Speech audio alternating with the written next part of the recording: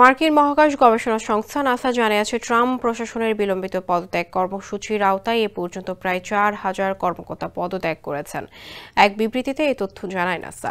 সংস্থাটির মুখপাত্র Sherrill Warner national public রেডিওকে বলেন, এই পদত্যাগের সংখ্যা নাসার মোট কর্মীর প্রায় 20%। ফলে নাসার কর্মী 18,000 থেকে কমে 14,000-এ নেমে এসেছে।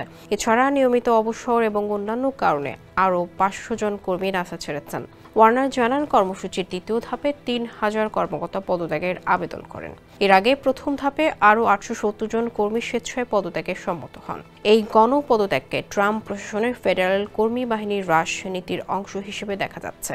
প্রশাসনের অধীনে কাজ করা সরকারি দক্ষতা সংক্রান্ত বিভাগ নাসায় বড় ধরনের কর্মী ছাঁটাইয়ের সুপারিশ করে। এ বিষয়ে মন্তব্য চেয়ে এনপিআর হোয়াইট হাউসের সঙ্গে যোগাযোগ করলেও এখনও কোনো প্রতিক্রিয়া পাওয়া যায়নি। ওয়ার্নার জানান, পুরো কর্মী হ্রাস কবে কার্যকর হবে সে বিষয়ে এখনও নিশ্চিত করে কিছু বলা যাচ্ছে না। এছাড়া ছাঁটাইয়ের ফলে নাসার কার্যক্রমে কি প্রভাব পড়বে সে বিষয়ে সংস্থাটি এনপিআর এর প্রশ্নের উত্তর দেয়নি। নাসার জন্য বাজেট কমানোর প্রস্তাবও দিয়েছে ট্রাম্প প্রশাসন। 2026 অর্থ বছরের বাজেট প্রস্তাব অনুযায়ী সংস্থাটির বাজেট প্রায় 24% কমিয়ে $25 বিলিয়ন থেকে $19 বিলিয়ন নামিয়ে আনার পরিকল্পনা রয়েছে।